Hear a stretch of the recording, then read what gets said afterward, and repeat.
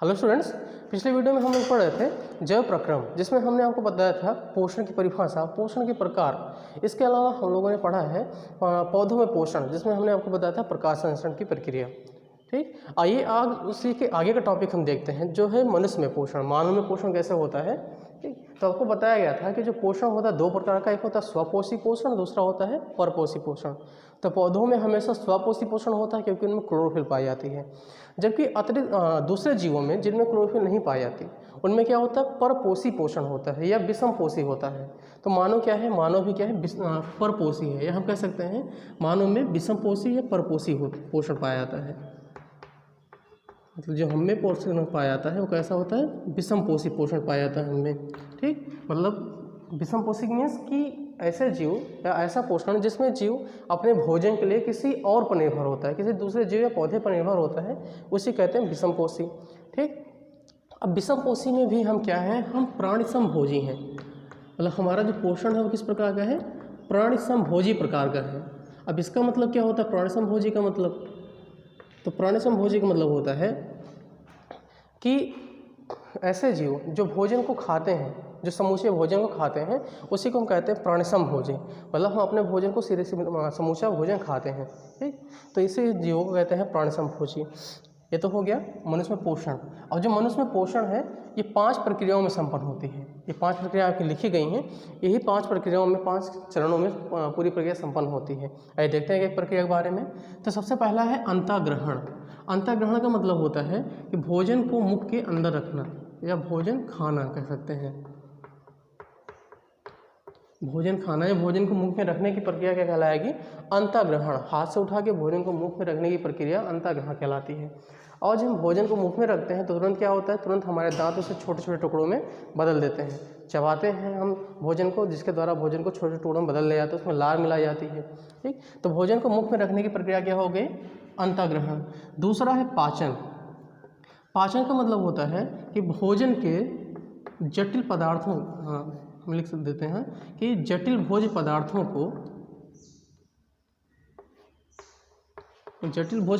को सरल पदार्थों में बदलना।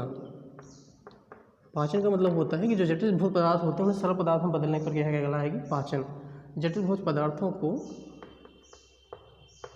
सरल पदार्थों में बदलने की प्रक्रिया पाचन कहलाती है।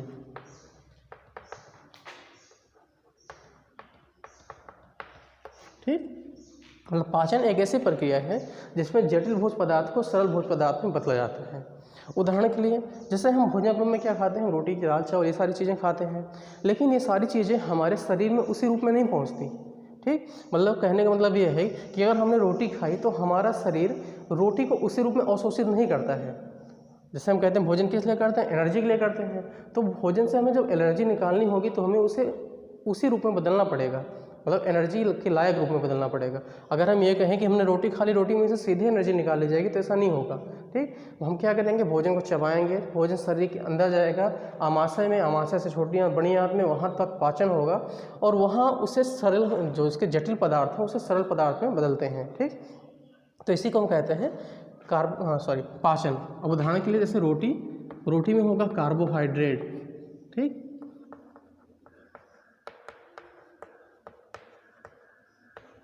तो कार्बोहाइड्रेट को क्या करेंगे, हम पचाएंगे, किसकी सहायता से, एंजाइम्स की सहायता से। और इसका पाचन किस में करेंगे, ग्लूकोज के रूप में करेंगे। ठीक, तो कार्बोहाइड्रेट या रोटी का जो भाग है, अवयव है, वो जटिल प्रकार है, जबकि ग्लूकोज क्या है, सरल प्रकार है। तो इसे जटिल प्रकार को सरल प्रकार में बदलने की प्रक्रिया क्या कहलाती है, पाचन कहलाती है। और पाचन की हर प्रक्रिया में, हर स्टेप में किसका यूज होता है, एंजाइम्स का। एंजाइम्स ऐसे पाचक रस हैं जो भोजन के जटिल अणुओं को सरल अणुओं में बदलने में हेल्प करते हैं। ठीक, ये तो हो गया पाचन। अगला आता है अवशोषण की प्रक्रिया। ठीक, अवशोषण का मतलब होता है कि जो पचित भोज्य पदार्थ हैं, ठीक, जो हमने भोजन खाया, जिसका पाचन हो चुका है, उनका आंत की म्यूकस झिल्लियों द्वारा स्रावित होकर रक्त में या लसीका में मिलने की प्रक्रिया ही अवशोषण कहलाती है।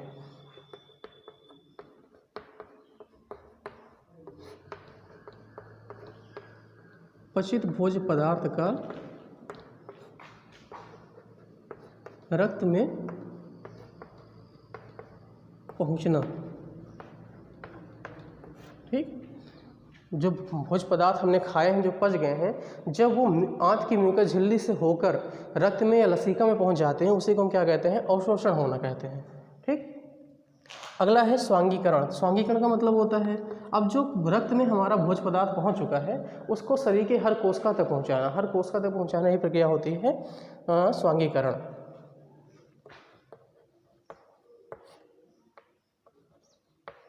रक्त में से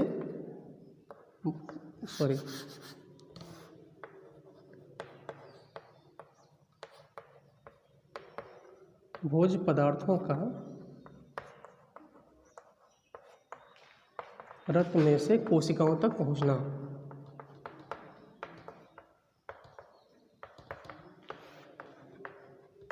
ठीक। जो भोज्य पदार्थ होते हैं जो रक्त में से हमारी कोशिकाओं तक पहुंच जाएंगे उसी को कहते हैं स्वांगीकरण। और लास्ट आता है बहिक्षेपण। जो हम भोजन करते हैं उसमें हर चीज़ हमारे उपयोग लायक नहीं होती। कुछ चीज़ें ऐसी होती हैं जो अवशेषी रूप में होती हैं, उत्सर्जी रूप में होती हैं, उन्हें हमारा शरीर अपने अंदर स्टोर नहीं कर सकता। तो उन्हें बेकार पदार्थों को या हानिकारक पदार्थों को शरीर से बाहर निकालना क्या कहलाता है? बहिक्षेपण कहलाता है। ठीक।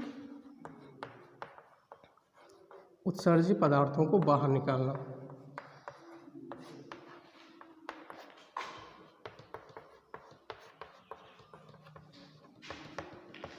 उत्सर्जी पदार्थों को शरीर से बाहर निकालना ही प्रक्रिया कहलाती है बहिक्षेपण। तो इसी 5 प्रक्रियाओं में संबंधित सारी प्रक्रिया। सबसे पहला अंतःग्रहण, भोजन को करना, भोजन को मुंह में रखना। दूसरा है पाचन, भोजन के जटिल अवयवों को सरल रूप में बदलना। तीसरा है अवशोषण, जो पचा हुआ अवयव हो, पचा हुआ भोज्य पदार्थ उसे रक्त में मिलने की प्रक्रिया, रक्त तक पहुँचने की प्रक्रिया कहलाएगी अवशोषण। अगला है स्वांगीकरण, रक्त में मिले हुए भोज्य पदार्थ को कोशिकाओं तक लेके जाना है, कोशिकाओं तक पहुँचाने की प्रक्रिया कहलाती है स्वांगीकरण। और लास्ट में होता है बहिक्षेपण। सब कुछ मतलब प्रक्रिया होने के बाद जो भी उत्सर्जी पदार्थ बचता है उसे शरीर से बाहर निकालने की प्रक्रिया क्या कहलाती है? उस बहिक्षेपण। अब आगे देखते हैं मानव का पाचन तंत्र। ठीक। तो मानव का जो पाचन तंत्र है बहुत ही जटिल होता है, जटिल पाचन तंत्र है। तो अध्ययन की सुविधा के लिए हम क्या करते हैं? इसे 2 भागों में डिवाइड करते हैं। मानव के पाचन तंत्र को हम 2 भागों में डिवाइड करते हैं। ठीक। सबसे पहला पाचन तंत्र का भाग है इसे हम कहते हैं आहार नाल। एक आहार नाल और दूसरा भाग इसे कहते हैं पाचक ग्रंथियाँ। ठीक। मतलब 2 भाग हैं, एक आहार नाल है और दूसरा है पाचक ग्रंथियाँ। अब आहार नाल जो होता है मानव को लगभग 8 से 10 मीटर लंबी एक नली के रूप में होता है जो मुख से लेकर गुदा तक होता है। अभी आगे देखते हैं कौन से भाग हैं। ठीक। और दूसरा है पाचक ग्रंथियाँ। तो पाचक ग्रंथियों में ऐसे ग्रंथियाँ आती हैं जो किसी न किसी एंजाइम में किसी न किसी रस का स्रावण करती हैं। ठीक। जैसे लाल ग्रंथियाँ, जठर ग्रंथियाँ, यकृत, अग्नाशय, इसके अलावा छोटी आंत की ग्रंथियाँ, ये प्रमुख ग्रंथियाँ हैं। ये चित्र के माध्यम से समझ लेते हैं बच्चों। तो ये पूरा का पूरा एक मानव का पाचन तंत्र बनाया गया है। चित्र आप ध्यान से देख लीजिए, एक एक के बारे में हम ध्यान से समझते हैं। तो सबसे पहले पाचन तंत्र का जो पाचन तंत्र है जो मुंह से शुरू होकर गुदा द्वार तक यहाँ तक फैला हुआ है, इसी को सम्मिलित रूप से हम क्या कहते हैं? आहार नाल कहते हैं। आहार नाल मतलब जो मनुष्य के मुख से लेकर गुदा द्वार तक जो फैली हुई संरचना है, एक पाइप जैसी कुंडली संरचना है, इसी को क्या कहते हैं? आहार नाल। इसकी जो लंबाई होती है लगभग 8 से 10 मीटर के आसपास होती है। आहार नाल की लंबाई यहाँ से लेकर यहाँ तक लगभग 8 से 10 मीटर की होती है, एवरेज में 9 मीटर के आसपास। ठीक। तो ये जो आहार नाल है इसका व्यास मतलब इसकी चौड़ाई कहीं पे कम कहीं पे ज़्यादा होती है। जैसे यहाँ देखते हैं मुंह का भाग थोड़ा सा ज़्यादा बड़ा होता है, चौड़ा होता है। फिर जब ये यहाँ आता है गले के पास यहाँ पर तो पतला हो जाता है। आमाशय में पहुंचकर पेट में पहुंचकर और चौड़ा हो जाता है। छोटी आंत में पतली हो जाती है, बड़ी आंत में और चौड़ी हो जाती है। मतलब अलग अलग स्थान पर कहीं ये पतला कहीं पे मोटा हो जाता है। ठीक। इसके अलग अलग भागों पे अलग अलग भोजन के अवयवों का पाचन होता है। कहीं पे कार्बोहाइड्रेट का पाचन होगा, कहीं पे प्रोटीन का, कहीं पे वसा का। सारा पाचन अलग अलग जगहों पे होता है। तो ये पूरा पूरा पाचन तंत्र है। आइए एक एक के बारे में डिस्कस करते हैं पूरा। तो सबसे पहले बात आती है मुँह। ठीक। माउथ पार्ट की। तो मुंह में क्या क्या होता है? मुंह में होता है जीभ और दांत। मुंह के 2 भाग हैं, एक है जीभ और एक होता है दांत। ठीक। तो जीभ क्या होता है? जीभ एक वी आकार की मांसल संरचना है। जीभ मुंह में नीचे फर्श पर एक वी आकार की मांसल संरचना है। जिसका काम क्या होता है? जिसका काम होता है भोजन को उलटना पुलटना, भोजन में लार मिलाना और भोजन के स्वाद का अनुभव करना। ठीक। जीभ में स्वाद कलिकाएँ होती हैं जिसके कारण हमें तीखा, मीठा, नमकीन, खट्टा ये सारी चीज़ें अनुभव होती हैं। तो जीभ का काम होता है स्वाद का अनुभव करना, भोजन में लार मिलाना और इसके अलावा भोजन को उलटना पुलटना। ये तो हो गया जीभ का काम। अब बारी आती है दांत की। ठीक, तो मानव में एक स्वस्थ मनुष्य में लगभग 32 दांत होते हैं। एक स्वस्थ मनुष्य में 32 दांत होते हैं वयस्क में, और अगर बच्चे की बात करेंगे तो बच्चों में लगभग 20 दांत होते हैं। तो जो वयस्क में दांत होते हैं इन्हें हम अस्थायी दांत कहते हैं, और जो बच्चों में दांत होते हैं इसे हम दूध के दांत या अस्थायी दांत कहते हैं।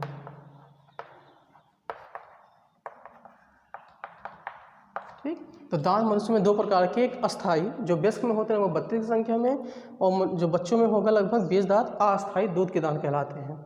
अब काम के आधार पर भी दांत 4 प्रकार के होते हैं। पहला होता है कृंतक, अगला होता है रदनक, चवर्णक और अग्रचवर्णक।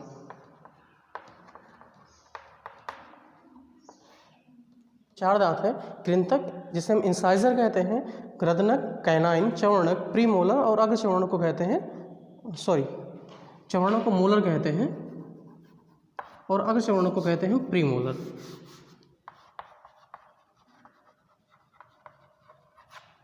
ठीक, ये 4 प्रकार के दांत हैं। मनुष्य में 4 प्रकार के दांत पाए जाते हैं। इनका काम देख लेते हैं। कृंतक क्या करता है, भोजन को कुतरता है। जो हमारे आगे वाले दांत होते हैं इसे हम कृंतक कहते हैं। इनका काम क्या होता है, भोजन को कुतरना। रदनक का काम होता है भोजन को चीरना फाड़ना। जैसे जब हम गन्ना खाते हैं तो उस समय हम क्या करते हैं, रदनक दांत का प्रयोग करते हैं। ठीक, चवर्णक का काम होता है भोजन को पीसना, भोजन को पीसना चवर्णक का काम होता है। अग्रचवर्णक का काम भी भोजन को पीसना होता है। तो 4 दांत हैं, चारों के अलग अलग काम है। ठीक, ये तो हो गए दांत, मतलब जो हमारे मुंह में 2 प्रकार के अंग पाए गए, एक जीभ और दूसरे दांत। इसके अलावा भी मुंह में क्या होती है, लार ग्रंथियां होती हैं। 3 जोड़ी लार ग्रंथियां होती हैं। मानव में लार ग्रंथियां पाई जाती हैं मुख के अंदर। तो मानव में कुल मिला के 3 जोड़ी या संख्या में 6 लार ग्रंथियां पाई जाती हैं, जो कि 3 प्रकार के होते हैं, अधोजिह्वा या सबलिंगुअल, अधोहनु या सब मैक्सिलरी और कर्णमूल या पैरोटिड। ठीक, जैसा कि नाम से पता चल रहा है अधोजिह्वा ग्रंथियां, मतलब ये ग्रंथियां कहाँ होती हैं, ये ग्रंथियां होती हैं जीभ के नीचे। ठीक, जीभ के नीचे ग्रंथियां होती हैं अधोजिह्वा। अधोहनु होता है जहाँ पर ऊपरी और निचली जबड़ा दोनों मिक्स होते हैं, जहाँ दोनों मिलते हैं वहीं पे होती अधोहनु ग्रंथियां या सब मैक्सिलरी ग्रंथियां। अगला होता है कर्णमूल या पैरोटिड। ये ग्रंथियां होती हैं सिर में, कान के थोड़ा सा आसपास, थोड़ा सा नीचे होती हैं, इसलिए इसे कहते हैं कर्णमूल ग्रंथियां, पैरोटिड ग्रंथियां। तो 3 प्रकार के ग्लैंड्स हो गए, अधोजिह्वा, अधोहनु और कर्णमूल। ये करते क्या हैं, तो ये लार रस का श्रावण करते हैं, ये लार का श्रावण करते हैं। ठीक, ये लार क्या करता है, ये लार हमारे भोजन के पाचन में सहायक होता है। उसे हम आगे पढ़ेंगे, जब हम पढ़ेंगे पाचन की क्रिया विधि तब देखते हैं। ठीक, तो इतना हो गया ये लार मुंह वाला पॉइंट। अब आगे देखते हैं, ये हो ग्रसनी। ठीक, तो मुख गुहा, ये जो भाग इसे मुख गुहा कहते हैं। मुख गुहा आगे चल के ग्रसनी नाम के एक लगभग 12 सेंटीमीटर लंबी नली में खुलती है। ठीक, मुख गुहा क्या होता है, 12 सेंटीमीटर लंबी नली में खुलती है। अब ये जो ग्रसनी है ये आगे जाके 2 नली में खुलती है, एक भोजन नली में या जिसे हम ग्रास नली कहते हैं, और दूसरा होता है श्वास नली। भोजन नली और श्वास नली दोनों में खुलती है ग्रसनी। 12 सेंटीमीटर लंबी नली है जो भोजन नली श्वास नली में खुलती है।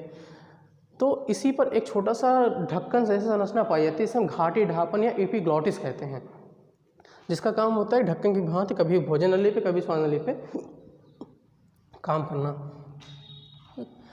ये तो हो गया मुख वाला भाग और ग्रसनी। अब देखते हैं यहाँ से, मतलब गले के बाद से और आमाशय तक, मतलब सीने के बीचों बीच से लगभग एक 25 सेंटीमीटर लंबी नली आती है। इस लंबी नली को हम कहते हैं ग्रास नली।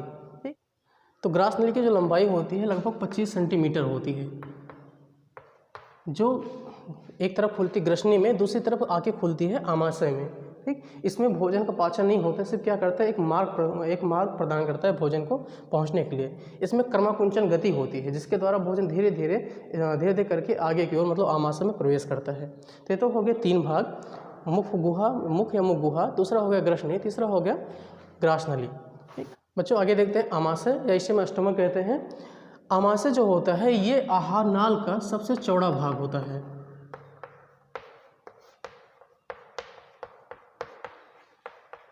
ठीक, आमाशय आहार नाल का सबसे चौड़ा भाग होता है। ये उदर गुहा में हल्का सा बाईं ओर स्थित होता है। इसी को हम सामान्य भाषा में पेट कहते हैं, मतलब भोजन को जो संग्रहण होता है यहीं पे आकर होता है। आमाशय में कुछ विशेष प्रकार की ग्रंथियाँ पाई जाती हैं जिसे हम जठर ग्रंथियाँ कहते हैं। वो कुछ पाचक रसों का स्रावण करती हैं। उसी में से एक है HCl, हाइड्रोक्लोरिक अम्ल। ठीक, हाइड्रोक्लोरिक अम्ल क्या करता है, भोजन के साथ आए हुए जीवाणुओं को नष्ट करता है। उसे हम आगे पढ़ेंगे जब हम पढ़ेंगे पाचन की क्रियाविधि। आमाशय एक सबसे चौड़ा भाग है पाचन तंत्र का, या जे आकार की थैली है। इसमें क्या होता है, कर्माकुंचन गति होती है। कर्माकुंचन गति के कारण भोजन पिस कर लेय जैसे बन जाता है, और जब भोजन पिस के लेय जैसे बनता है तो यहाँ पे भोजन को कहते हैं कायम। ठीक, इसके बाद शुरू होता है आंत का भाग। इसके बाद आंत शुरू होती है। ये देखिए एक सी आकार की संरचना है, ये छोटी आंत का भाग है, इसे हम कहते हैं ग्रहणी। ठीक, या ड्यूडिनम कहते हैं। आमाशय के बाद ये सी आकार की संरचना, इसे हम ग्रहणी या ड्यूडिनम कहते हैं। ये आगे खुलता है छोटी आंत में। उससे पहले हमें दिखाई दे रहा है एक पत्ती जैसी संरचना जिसे हम कहते हैं अग्नाशय। यह एक अंतःस्रावी बहिःस्रावी दोनों ग्रंथि है, मतलब इसे मिश्रित ग्रंथि कहते हैं। अग्नाशय है, ये हल्के गुलाबी कलर का होता है। ये एक विशेष प्रकार का पाचक रस, एक हार्मोन स्रावित करता है जिसे हम कहते हैं इंसुलिन। ठीक, इसके बाद आते हैं, यहाँ हमें दो संरचनाएं दिख रही हैं, कुंडलित संरचना। एक अंदर में ज़्यादा कुंडलित है, एक बाहर की ओर है कम कुंडलित है। तो जो बड़ी वाली संरचना है इसे हम कहते हैं बड़ी आंत, और छोटी वाली ये जो पतली संरचना है कुंडलित है इसे हम कहते हैं छोटी आंत। तो अभी तक हमने पढ़ा अग्नाशय तक। आइए उसके आगे देखते हैं। आमाशय के बाद बारी आती है छोटी आंत की। तो ये वाला भाग जो आपको अंदर दिख रहा है कुंडलित भाग, इसी को हम कहते हैं छोटी आंत या स्मॉल इंटेस्टाइन। यह इस पूरे आहार नाल का सबसे सकरा भाग है, सबसे पतला और सबसे सकरा और अत्यधिक कुंडलित होता है। ठीक, छोटी आंत क्या होती है, बहुत ही कुंडलित होती है और सबसे लंबा भाग भी है, सबसे लंबा है, सबसे पतला है, सबसे सकरा है। इसकी जो लंबाई होती है लगभग 7 मीटर के आसपास होती है। ठीक, छोटी आंत की लंबाई 7 मीटर के आसपास होती है, और जो चौड़ाई होती है लगभग 2.5 सेंटीमीटर, लगभग 2.5 सेंटीमीटर के आसपास की चौड़ाई होती है। छोटी आंत को हम 3 भागों में डिवाइड करते हैं। एक होता है ग्रहणी या ड्यूडिनम, तो आहार नाल के बाद का भाग, ये जो सी आकार में दिख रहा है हमें बाहर की ओर, इसी को हम ग्रहणी या ड्यूडिनम कहते हैं। उसके बाद आता है मध्यांत्र। मध्यांत्र मतलब बीच वाला भाग। ये वाला भाग जो है इसे हम मध्यांत्र या जियोजिनम कहते हैं। और बचा हुआ शेष भाग, ये जो नीचे वाला भाग है, इसे हम शेषांत्र या इलियम कहते हैं। तो 3 भाग हो गया, ग्रहणी ड्यूडिनम, मध्यांत्र जियोजिनम और शेषांत्र इलियम, छोटी आंत का भाग है। ठीक, इसके अलावा छोटी आंत की आंतरिक सतह पर कुछ विशेष प्रकार की रचनाएं पाई जाती हैं। छोटी आंत की जो दीवार होती है अंदर की साइड में, अगर हम इसे बना दें तो छोटी आंत की दीवार के अंदर साइड में कुछ ऐसी संरचनाएं पाई जाती हैं, अंगुली सदृश संरचनाएं होते हैं। कुछ अंगुली जैसी संरचनाएं होती हैं। इन संरचनाओं को हम कहते हैं रसांकुर, या इसे कहते हैं अंग्रेजी में विलाई कहते हैं। ठीक, रसांकुर या विलाई, ये क्या करते हैं, ये भोजन के अवशोषण की सतह को बढ़ाते हैं। जैसे अगर इसे धागा मान लिया जाए, अगर धागे को कुंडलित कर दिया गया है, जब उसे फैलाएंगे तो क्या होगा, उसकी सतह बढ़ती चली जाएगी। अगर इसे फैलाया जाएगा तो जो कुंडलित भाग धीरे धीरे फैलेगा, सतह बढ़ जाएगी। तो क्या करता है, ये रसांकुर क्या होते हैं, छोटी आंत का ही भाग होता है। इसका काम क्या है, भोजन की अवशोषण की सतह को बढ़ाना। तो छोटी आंत में ही भोजन के अधिकांश भाग का पाचन होता है और यहीं पर उसका अधिकांश भाग अवशोषित किया जाता है। अब आइए देखते हैं बड़ी आंत। देखते हैं बड़ी आंत या लार्ज इंटेस्टाइन। तो ये जो बाहर की तरफ संरचना दिख रही है, ये मोतियों की माला जैसे संरचना, मतलब इसकी जो बनावट होती है लगभग ऐसे मोतियों की माला जैसे ये दिखाई पड़ते हैं, थोड़े से फूले थोड़े से पिचके। ठीक, इसे बड़ी आंत कहते हैं। इसकी जो लंबाई होती है लगभग 1.5 मीटर से लेकर 1.8 मीटर तक, 2 मीटर से कम ही होती है, 1.5 से 2 मीटर के आसपास, मतलब 1.5 से 1.8 मीटर के आसपास इसकी लंबाई होती है। ठीक, इसे हम क्या करते हैं, 3 भागों में डिवाइड करते हैं। बड़ी आंत का वह भाग जहाँ पे छोटी आंत इससे आके ज्वाइंट होती है, मिलती है, उस भाग को हम कहते हैं सीकम कहते हैं। ठीक, बड़ी आंत का वह भाग जहाँ पे छोटी आंत आगे मिलती है उसे हम सीकम कहते हैं। सीकम के बाद वाला भाग जितना भी होता है, यहाँ से लेकर यहाँ तक का भाग, ये कहलाता कोलन। ठीक, यू आकार का अरेंज होता है पूरा, अंग्रेजी उल्टे यू आकार में अरेंज होता है पूरी बड़ी आंत। पहले सीकम, उसके बाद कोलन, और लास्ट वाला भाग इसे हम कहते हैं मलाशय या रेक्टम कहते हैं। तो 3 भाग, सीकम, कोलन और रेक्टम। ठीक, और इसके अलावा इसके सीकम भाग से थोड़ा सा नीचे लगभग 8 से 10 इंच का एक पतली सी नली पाई जाती है, एक अंध नली पाई जाती है। उस अंध नली को हम अपेंडिक्स या कृम रूप परसेसिका भी कहते हैं। ठीक, अपेंडिक्स या कृम रूप परसेसिका कहाँ पाई जाती है, बड़ी आंत में सबसे शुरुआती पॉइंट पे, मतलब सीकम के नीचे पाई जाती है। अब ये अंग करता क्या है, तो इस अंग का हमारे शरीर में कोई काम नहीं है, ये एक अवशेषी अंग है। ठीक। पहले इसमें क्या होता था, सेलुलोज का पाचन होता था। जब मनुष्य या जब हमारे पूर्वज हरी घास फूस मतलब हरी पत्तियां या वनस्पतियां ज़्यादा खाते थे, उस समय सेलुलोज का पाचन होता था। अब क्या है, मनुष्य पका पकाया भोजन खाता है तो उसमें सेलुलोज नहीं होता है, ठीक। इसलिए इसका काम कोई नहीं रह गया और धीरे धीरे अवशेष ही हो गया है। लेकिन कभी कभी क्या होता है कि जब हम खाना खाते हैं इससे कुछ भाग इसमें चला जाता है, यहाँ सड़ता है, भोजन के सड़ने के कारण इसमें इन्फेक्शन हो जाती है और बहुत ही बुरी तरीके से पेन होती है, ठीक। तो उस समय डॉक्टर क्या करते हैं, इसे काट के निकाल देते हैं, क्योंकि अवशेषी है तो इसके निकालने से कोई फर्क नहीं पड़ता है, कोई प्रॉब्लम नहीं होती है, ठीक। ये तो हो गया पूरा का पूरा पाचन तंत्र। एक बार फिर से देख लेते हैं। मुख के अंदर दांत और जीभ। दांत क्या करता है, भोजन को छोटे छोटे टुकड़ों में बदलता है। दो प्रकार के, अस्थायी और अस्थायी। अस्थायी दांत छोटे बच्चों में होते हैं 20 की संख्या में, अस्थायी दांत 32 होते हैं वयस्कों में। 4 प्रकार के दांत पाए जाते हैं, कृंतक, कृदनक, चौड़क और अकचौड़क, ठीक। जीभ क्या करती है, वी आकार की संरचना है जो मुंह गुहा के फर्श पर होती है और जिसका काम होता है भोजन को उलटना पुलटना, भोजन में लार मिलाना और भोजन का स्वाद लेना, ठीक, स्वाद का अनुभूत करना। इसके अलावा होता है ग्रसनी। मुख गुहा ग्रसनी में खुलती है, फिर ग्रसनी आके ग्रासनली में खुलती है जिसकी लंबाई लगभग 25 सेंटीमीटर होती है। इसमें कर्माकुंचन गति होती है। फिर ग्रासनली से जुड़ा होता है आमाशय। आमाशय क्या है, इस आहार नाल का सबसे चौड़ा भाग है। ये लगभग जे आकार में होता है अंग्रेजी के, और एक बड़ी सी थैली के रूप में होता है। इसमें कर्माकुंचन गति के कारण, इसके बार बार फैलने पिचकने से इसकी दीवारों में गति होती है, इसके कारण भोजन पिस जाता है और पिसते हुए वो भोजन को कहते हैं कायम, ठीक। आमाशय के बाद शुरू होता है छोटी आंत का भाग। तो छोटी आंत की जो लंबाई होती है लगभग 7 मीटर के आसपास होती है। उसे 3 भागों में डिवाइड करते हैं, ग्रहणी, इसके अलावा मध्यांत और क्षुद्रांत, ठीक, मध्यांत और शेषांत, जिसे हम कहते हैं ड्यूडेनम, जेजुनम और इलियम। 3 भाग होता है।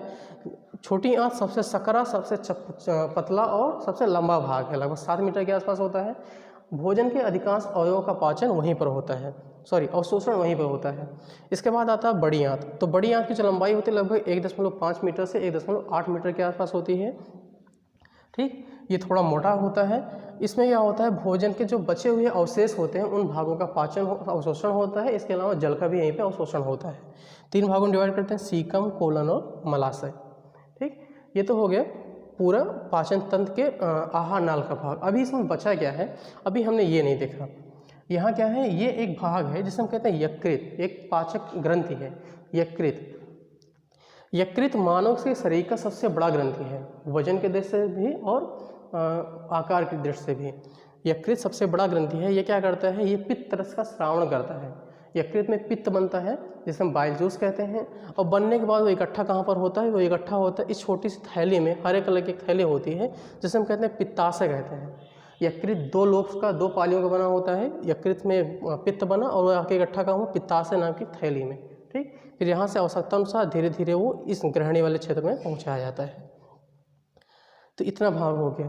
तो ये सारे भाग जो है, पाचन तंत्र के सारे भाग मिलकर सम्मिलित रूप से भोजन का पाचन कराते हैं। किसी भाग में जैसे मुख से शुरू होता है स्टार्च का पाचन, उसके बाद आगे कार्बोहाइड्रेट का पाचन, फिर आगे आगे से धीरे धीरे अलग अलग भागों का पाचन होता है। बच्चों आज के लिए बस इतना ही। आज की इस वीडियो में हमने पढ़ा मानव का पाचन तंत्र, ठीक। पाचन तंत्र में क्या होता है, कौन कौन से अंग होते हैं, कौन कौन सी ग्रंथियाँ होती हैं, सारी चीज़ें हमने आज जानी। अब अगली वीडियो में हम आपको बताएंगे कि सारे अंग मिलकर कैसे भोजन का पाचन करते हैं, भोजन के पाचन की क्रिया विधि क्या है, कौन से एंजाइम होते हैं जो हेल्प करते हैं, कहाँ पे कौन से भाग का पाचन होता है, सारी चीज़ें हम आपको अगली वीडियो में बताएंगे, ठीक। उम्मीद करते हैं कि चीज़ें आपको समझ आई होंगी। तो मिलते हैं आपसे अगली वीडियो में। Have a nice day.